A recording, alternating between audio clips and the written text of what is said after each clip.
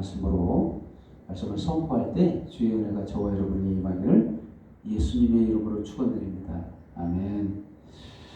인사하는 시간을 갖도록 하겠습니다. 당신은 하나님의 사랑받는 자녀입니다. 서로 보면서 당신은 하나님의 사랑받는 자녀입니다. 아멘. 정말 코로나 때문에 이 시대를 살기에 너무나도 힘든 시기를 살고 있습니다. 정말 하나님께서는 그럼에도 불구하고 우리를 누구보다 사랑하시고 계십니다. 그런데 이 상황에서 참 오해하기 쉬운 하나님의 그 사랑, 하나님께서 얼마나 그 원망스럽기도 하고 그럴 수도 있잖아요. 그렇습니다. 하지만 하나님의 사랑은 의심하면 안 될 큰 하나님의 구원. 오늘 그래서 말씀은 오늘 하나님의 구원에 대해서 말씀합니다. 하나님의 구원이 어떠한가, 도대체 우리에게 어떻게 적용되고 있는가를 오늘 본문 말씀을 통해서 알고자 이 본문 말씀이 저에게 주셨습니다. 정말 하나님께서는 이 땅 위에 예수님을 보내사 2000년 전에 예수님을 보내사 구원을 이루셨죠. 그럼에도 불구하고 인간의 그 삶의 형태에서 정말 이상한 일들이 일어나고 있죠. 교회에서 더 이상한 일들이 요새 일어나고 있잖아요. 정말 한국 교회는 정말 반성해야 되지 않나 싶을 정도로 이상한 모습, 그런 모습 가운데 정말 오늘 본문 말씀은 정말 중요한 말씀이 아닌가 생각됩니다. 오늘 본문을 시작할 때 예수님께서 이렇게 말씀하시죠. 내가 불을 땅에 던지러 왔노니 이미 이 불이 붙었으면 내게 무엇을 원하리요? 49절 말씀이죠. 50절 말씀에 나는 받을 세례가 있으니 그것이 이루기까지 나는 답답함이 어떠하겠느냐. 그러면서 51절에 이상한 말씀을 하셔요. 정말 우리가 문자적으로 이해하자면 정말 오해하기 쉬운 말씀입니다. 51절 말씀이죠. 내가 세상에 화평을 주려고 온 줄 아느냐. 내가 너에게 이르노니 아니라 도리어 분쟁하게 하려 함이로라. 이렇게 말씀하시죠. 이 말씀을 읽을 때 많은 사람들이 걸려 넘어지기가 쉬운 말씀이죠. 예수님은 화평 주려 온 게 아니라 분쟁 주려 왔다. 이렇게 말씀하셨기 때문에 이걸 문자적으로 이해하자면 정말 바로 오해하기 쉬운, 그대로 그냥 시험 들기 쉬운 말씀이죠. 분쟁하게 하렸다.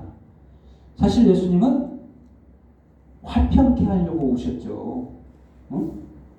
예수님 화평케 하시려고 오셨잖아요. 의심하지 않고 있는 말씀이잖아요. 어떻게 해서 화평을 하게 하시려고 오셨느냐, 이것은 잘 알고 있잖아요. 인간과 하나님 사이를 중간에서 화평케 하시려고 오셨잖아요. 십자가에서 죽어주심으로써 하나님과 인간 사이를 화평케 하셨어요. 이건 변치 않습니다. 변하지 않는 사실이에요. 화평을 주려고 오신 이 예수님이 왜 분쟁하게 하려고 왔다 이런 표현을 썼느냐, 그 이해를 하셔야 되는데, 오늘 그 근본적으로는 하나님이 예수님을 이 땅에 보내시고 화평케 하시려고 했는데, 하나님의 구원 방식과 인간의 방법은 다르다는 것을 아셔야 돼요. 하나님의 방법과 인간의 구원 방법은 다르다. 인간의 생각은 하나님의 생각과 다르다라는 것을 아셔야 됩니다. 인간은 어떻게 생각하냐면 기본적으로 율법주의자들이에요. 인간은 구원 방식에 있어서 인간은 율법주의를 따릅니다. 행위가 완전해야 된다. 깨끗해야 된다. 거기에서 벗어나지를 못해요. 인간은 범죄해야 되느냐, 반문할 수도 있죠. 인간은 그 범죄하면 되겠느냐, 옳지, 그것도 맞지 않아요. 율법을 완성해야만이 구원받는 건 맞아요. 인간은 이 율법을 완성할 수 없어요. 죄를 청산할 수 없습니다. 한마디로 계산할 수 없어요. 자기가 존재를 자기가 죽어야만이 해결돼요. 그럼 어떻게 되겠습니까? 내가 준 죄를 대신해서 대신 죽어주지 않으면 답이 없는 거예요. 그런데 인간은 스스로 해결하려고 부단히 노력합니다. 이게 인간이에요. 근데 하나님은 그거 내가 해결하마. 내가 내 아들 예수 그리스도를 이 땅에 보내사 모든 죄를 대신해서 죽게 하마. 그것으로 모든 죄를 용서하마. 이게 하나님의 계획이다. 이게 하나님의 구원 방식이에요. 구원 방법이 다르기 때문에 인간은 이 구원 문제 때문에 분쟁하게 된다는 거예요. 그래서 첫 번째로 분쟁하게 하라. 함이로라. 이렇게 말씀하신 겁니다. 51절에 도리어 분쟁하게 하라는 것. 땅에 불을 던지러 왔다. 불 던지러 왔다. 이것도 마찬가지로 이 분쟁을 염두에 두고 하신 말씀이에요. 사실상 성령을 표현하기도 한다. 이런 표현도 있죠. 생각하고 있죠. 그렇습니다. 그것도 맞는 표현이지만 사실상 그 오늘 본문 내용으로 봤을 때는 분쟁이라는 그런 의미를 더 표현하기 위해서 불이라는 표현을 썼다는 거죠. 처음에 불이 잘 안 붙잖아요.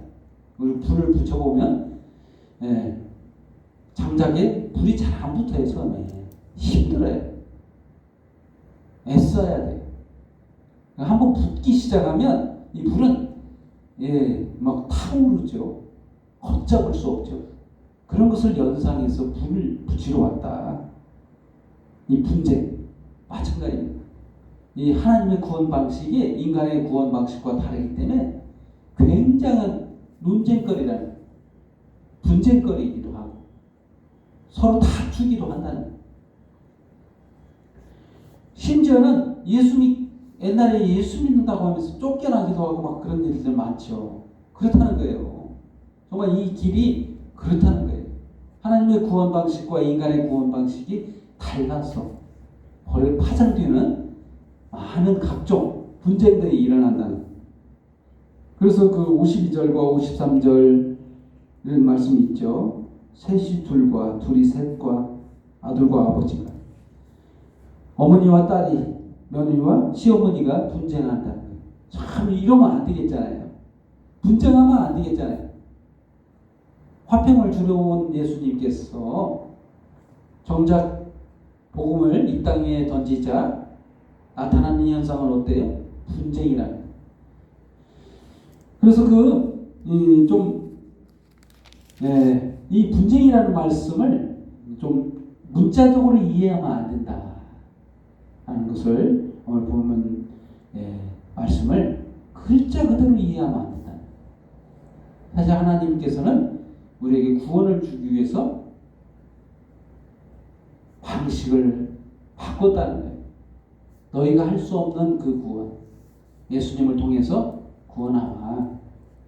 이게 바로 하나님의 사랑이고 하나님의 구원 방식이에요. 하나님께서 사랑하는 방식이라는 거예요. 그래서 그것을 따라야지, 그것을 따르지 않고서는 다른 방법이 없어요. 오직 예수로만 구원하시겠다는 거예요. 하나님의 구원 방법입니다. 아멘. 그것을 이해하지 않고서는 오늘 본문 말씀을 이해할 수 없어요. 그래서 50절 말씀에 나는 받을 세례가 있다. 그 세례가 바로 십자가의 죽으심이에요. 하나님의 구원 방식이라는 거예요. 하나님의 구원 방법. 이 방법을 따라야 된다는 거예요.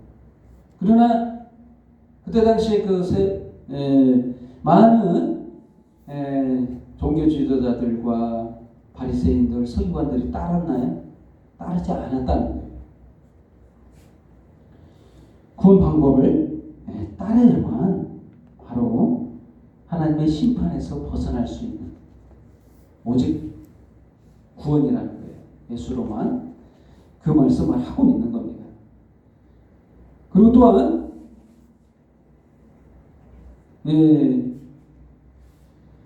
54절부터 59절까지 말씀에서는 이런 말씀을 하시죠. 한 푼도 남김없이 갖지 않고는 결코 거기서 나오지 못하리라. 59절 말씀.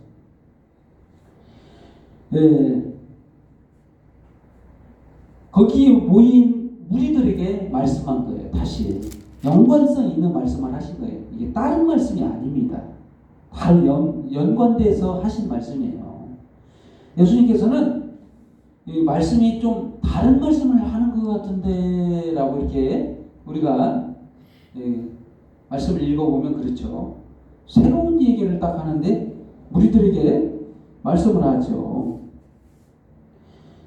구름이 서쪽에 있는 것을 보면 소나기가 온다. 남풍이 불면 더욱 덥게 되리라. 이렇게 이해하는데 기상은 분별하는데 이 시대를 분별하지 못한다. 기상을 분별한다라는 것이 지혜롭다는 거예요. 인간이. 예수님께서 말씀하실 때 너희가 참 지혜로워서 기상도 잘 분별하고 이 현상을 보면 이해를 잘 하는데 이 시대는 분별하지 못한다는 거예요. 옳고 그런 것을 판별하지 못하고 있다. 예수님이 이 땅에 오셔서 말씀하자, 옳은 말을 하자 이해하지 못한다는 거예요. 그러면서 예수님께서 하신 말씀, 중요한 말씀을 하죠. 58절에서 59절 말씀을 하시는 겁니다. 네가 너를 고발한 자와 함께 법관에게 갈 때 길에서 화해하기를 힘쓰라. 그가 너를 재판장에 끌어가고 재판장이 너를 옥졸에게 넘겨줘 옥졸이 옥에 가둘까 염려하라. 네게 이르노니 한 푼이라도 남김없이 갚지 아니하고서는 결코 거기서 나오지 못하리라. 이게 무슨 말씀인가요? 고발한다. 나를 고발한다는 거예요. 사실상 여기에서는 깊이 있는 말씀을 하신 거예요. 사실 나를 고발하는 자가 있다는 거예요. 나도 모르게 나를 고발하는 자가 있다. 이거 무섭지 않아요? 나를 책 잡는 사람이 있어요. 심지어는 우리가 이것을 문자적으로 이해하면 우리가 지금 이 실생활에서 살아갈 때 누가 우리를 책 잡는 사람이 있다라고 이해하기가 쉬운데 사실상 하나님은 예수님께서는 폭을 넓히셨어요. 폭을 넓히셔서 나를 고발하는 자가 있다는, 이 고발하는 자는 누구겠어요? 사단이겠죠. 고발할 수 있는 자는 우리가 내가 범죄하는 사실을 모르는 자는 세상 사람들이 내 CCTV를 두고 막 이렇게 하지 않고서는 내 범죄하는 사실을 어떻게 다 알겠어요? 인간들은 보이는 것만, 눈에 띄는 것들만 범죄로 책잡고 범죄로 지정하고 옥에 가둬요. 인간들도 그렇게 하는데 법관이신 하나님께서 공정한 심판을 해야 되는데 조그마한 죄도 잘못하면 벌을 받습니다. 근데 이것도 해결 다 못하면 지옥불에 들어간다는 거예요. 논리적으로 보면. 예수님께서는 다른 성경에 이렇게 말씀하셨죠. 욕만 해도 지옥불에 들어간다. 이런 말씀을 주셨어요. 이거 해결할 수 있어요? 해결할 방법이 있습니까? 인간들은 그런데도 불구하고 그것을 스스로 해결하려고 한다는 거예요. 율법을 완성할 수 없음에도 불구하고 율법을 추종자가 되었다는 거예요. 예수님께서 하신 말씀이죠. 그때 당시에 율법 교사들과 서기관들에게 하신 말씀. 너희가 이런 것도 못하면서 어떻게 해결하려고 하느냐? 이건 죄가 아니냐 이거죠. 욕만 해도 이건 죄가 아니냐 이거죠. 누가 하지 않는 사람이 어디가 있겠어요? 살아가면서 평생 살면서 남을 마음속으로 원망하거나 욕하지 않는 사람이 어디가 있겠어요? 마음속에 음욕 한 번 안 품는 남자가 어디가 있겠어요? 범죄했다는 거예요. 그 순간. 그럼 어떻게 그렇게 죄 한 번 안 지고 살겠냐. 이거 모두 다 해결해야만이 천국에 가요. 값을 지불해야 간다는. 본문 말씀이 그 말씀인 거예요. 59절 말씀이 한 푼이라도 남김없이 갚지 않고서는 결국 거기서 나오지 못하리라. 범죄한 그 모든 범죄를 해결하지 않고서는 거기서 빠져나오지 못한다는 거예요. 세상 법정에서도 죄 해결하지 않고서는 자유롭지 못하다는 거예요. 옥에 가둬진다는 거예요. 그것처럼 하늘 법정, 이거 지금 하늘 법정을 얘기한 겁니다. 예수님은. 하늘 법정에서도 마찬가지라는 거예요. 한 푼도 남김없이 갚지 않고서는 깨끗하지 않다는 거예요. 청산하지. 두 번째로 그래서 완전한 청산이라는 거예요. 완전한 청산하지 않고서는 거기서 결단코 빠져나오지 못한다는 거예요. 지옥불에서 지옥에 갈 수밖에 없다는 거예요. 완전한 청산하지 않고서는. 이 죄의 문제를 얘기하고 있는 겁니다. 예수님은 단순하게 다른 문제 얘기하고 있는 거 아니에요. 우리들의 범죄 이런 그 죄 문제를 완전히 해결치 않고서는 거기서 나오지 못한다.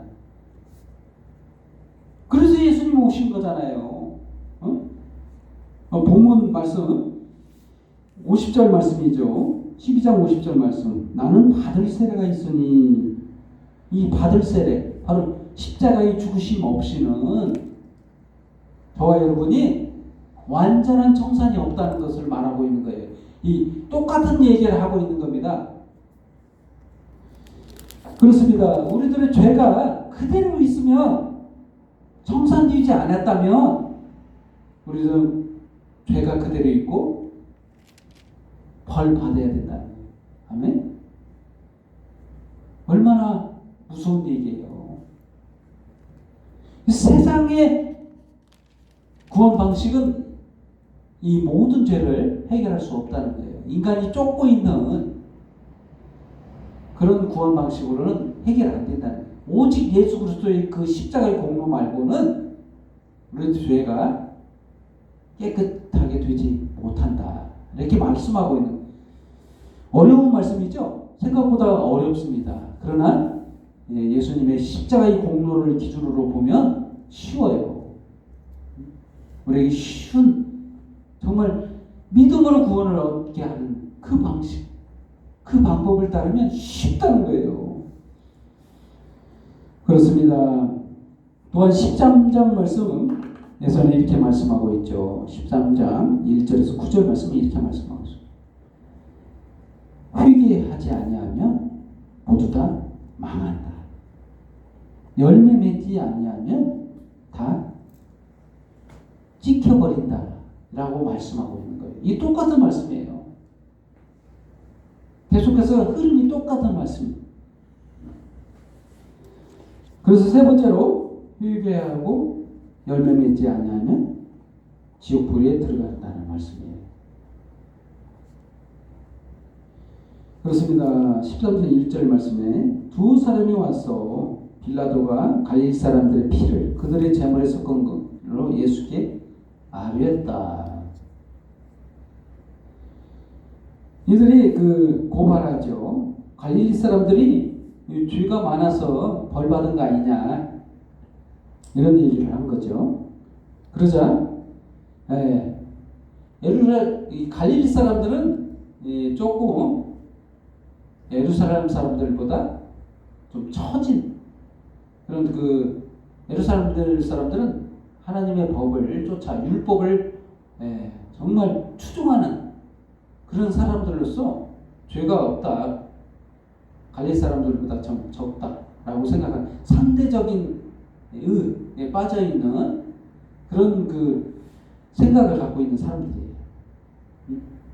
아무래도 율법을 더 지키지 않느냐, 갈릴리는 죄가 많은 백성들이 많은 지역 아니냐, 그래서 벌받지 않느냐, 이렇게 주장하는 그런 사람들이 지금 오늘 이렇게 예수님께 와서 아는 거예요. 갈릴리 사람들 벌 받았다, 이렇게 말하고 있는 겁니다. 그러자 예수님께서 이렇게 말씀하죠. 갈릴리 사람보다 2절 말씀부터 너희는 이 갈릴리 사람들 이같이 해 받음으로 다른 모든 갈릴리 사람보다 죄가 더 있는 줄 아느냐. 모든 갈릴리 사람보다 죄가 많은가, 이렇게 말씀하고 있죠. 그리고 또 너희가 이러느니 너희도 만일 회개하지 않으면 다 이같이 망하리라. 또한 4절 말씀, 실로암 망대가 무너져 치어 죽은 18사람이 예루살렘에 거한 모든 사람보다 죄가 더 있는 줄 아느냐. 이 죄 문제에 대한 얘기죠. 이 사람들은, 이 세상 사람들은 상대적 의에 취해 있어요. 다른 사람보다 내가 더 깨끗해, 이러면 깨끗한 줄 알아요. 완전한 줄 알아요. 아까 얘기했죠. 두 번째 항목, 한 푼도 남김없이 갚지 않고는 결단코 거기서 나오지 못하리라. 이 말씀, 완전한 청산 없이는 깨끗지 않다라는 말씀. 그렇습니다. 본문 말씀도 마찬가지인 거예요. 죄가 많고 적음의 문제가 아니다. 완전한 청산 없이는 구원이 없다. 근데 그 용어가 바뀌었죠. 다른 각도로 설명하고 있습니다. 회개하지 않으면, 회개에 대한 용어가 나오고 있습니다. 회개가 도대체 뭔가요? 돌아선다는 거죠. 어디서 도대체 돌아선다는 거예요? 지금 그 우리들 회개라는 것은, 이 세상 사람들의 회개는 이런 회개예요. 윤리적 회개. 세상 사람들이 추구하고 있는 것은 윤리적 회개예요. 그래서 너 지금 죄 짓고 있지 않느냐, 거기서 돌아서라. 죄 짓는 거 말고 회개하고 이제 윤리적 회개를 통해서 더 깨끗해져라, 이렇게 말하고 있어요. 이거 아닙니다. 회개란 지금 가고 있는 그 길에서 돌아서라는 거예요. 어떤 길? 세상 사람들이 추구하고 있는 그 세상의 세상 사람들의 의를 이 상대적 의에서 돌아서라는 거예요. 이 완전한 청산으로 돌아서라는 거예요. 이 완전한 청산은 어떻게 하는 겁니까? 바로 예수 그리스도 십자가의 공로로만 가능한 의예요. 그의 피로만 깨끗해져요. 예수 그리스도의 보혈의 피로만 씻기움을 받는 그 의로 돌아서라는 거예요. 네 방법 말고 하나님의 방법, 하나님의 구원 방식으로 돌아서라. 이게 바로 하나님의 구원 방법이에요. 이게 바로 회개인 거예요. 그렇습니다. 또한 열매로 설명하고 있죠. 열매. 회개하면 열매를 맺게 되는데 이 열매는 바로 영생의 열매를 말하는 거예요. 그렇습니다. 6절부터 9절까지 말씀하죠. 이게 비유로 말씀하신다. 이게 비유로 말씀하셨다는 것은 이 13장 1절에서 5절 말씀의 추가 설명인 거예요. 다른 말씀이 아닌 거예요. 추가적으로 다시 설명하는데 비유를 썼다는 거예요. 이해를 못하니까 이해를 돕기 위해서 비유를 들어서 설명하는 예수님이 어떻게 말씀하시냐. 한 사람이 포도나무를 심은 것이 있더니 와서 그 열매를 구하으나 열매를 먹지 못한지라. 포도원지에게 이르되 내가 3년을 와서 이 포도나무에서 열매를 구하되 얻지 못하니 찍어버리리라 어찌 땅만 버리게 하겠느냐. 대답하여 이르되 주인이여 금년에도 그대로 두소서. 내가 두릅하고 걸음을 줄이니 이후에 만일 열매가 열면 좋거니와 그렇지 않으면 찍어버리소서. 이렇게 말씀하였다는 거예요. 이 비유는 바로 이스라엘 사람들에 대해서 설명한 비유예요. 포도원에 무화과나무를 심었다. 참 포도원에 포도나무를 심어야 되는 게 원래 맞죠? 근데 좀 특이하죠. 무화과나무를 심었다. 이 무화과나무는 이스라엘을 의미하고 있어요. 포도원은 이스라엘 온 하나님의 통치 영역을 말하고 있고 거기에 무화과나무를 심었다. 근데 무화과나무를 심었더니 열매를 맺지 않는다. 이스라엘 민족이 열매를 구하는데 열매가 없다라는 것을 비유적으로 설명하고 있는 겁니다. 영생의 열매가 없다. 회개의 열매가 없다는 거예요. 열매를 맺지 못하자 열매를 찍어버리소서 이런 말씀을 하고 있는 거예요. 주인은 누굽니까? 하나님이잖아요. 하나님이 열매를 구하잖아요. 이 세상 온 세상을 만들고 열매 맺기를 기다리고 계세요. 그 열매가 바로 영생의 구원의 열매. 바로 이 열매는 어떻게 맺느냐? 바로 예수 그리스도로만 맺는 열매이기 때문에 그래요. 바리새인들과 그때 지도층들과 서기관들이 예수 그리스도를 따르지 못하고 하나님의 구원 방식을 쫓지 않는다면 영생의 열매는 없다는 거예요. 열매가 없으면 찍어버리소서 한 말씀이 그 말씀이에요. 그래서 바로 하나님의 구원을 따르지 않는 그러한 방식들은 찍혀서서 지옥불에 들어가게 된다는 바로 그 말씀인 거예요. 이 무서운 말씀인 거예요. 오직 구원은 예수 그리스도만 가능하다는 말씀인 거예요. 결론을 드리겠습니다. 하나님께서 구원하시는 방식은 다릅니다. 세상 방식과 달라요. 세상이 쫓고 있는 그 방식 버리고 이제 돌아서서 회개해서 바로 예수 그리스도의 구원 방식, 십자가의 공로로 다시 돌아와야 됩니다. 아멘. 그렇습니다. 이제 한국교회가 돌아서서 인본주의적 구원 방식 말고 하나님의 구원 방식, 십자가의 공로로 다시 돌아서는 한국과 교회가 되고 저와 여러분이 되기를 예수님의 이름으로 축원드립니다. 기도하겠습니다. 하나님 아버지 감사합니다. 저희들을 멸망과 심판 가운데 그대로 두지 않고 이제 하나님의 구원 방식으로 하나님의 십자가의 공로로 우리를 예수 그리스도의 구원으로 인도하셔서 하나님의 자녀로 삼아주시니 너무나도 감사합니다. 이제 이 시대 참으로 주님 그 구원의 은혜 가운데 저희를 살게 하시니 너무나도 감사합니다.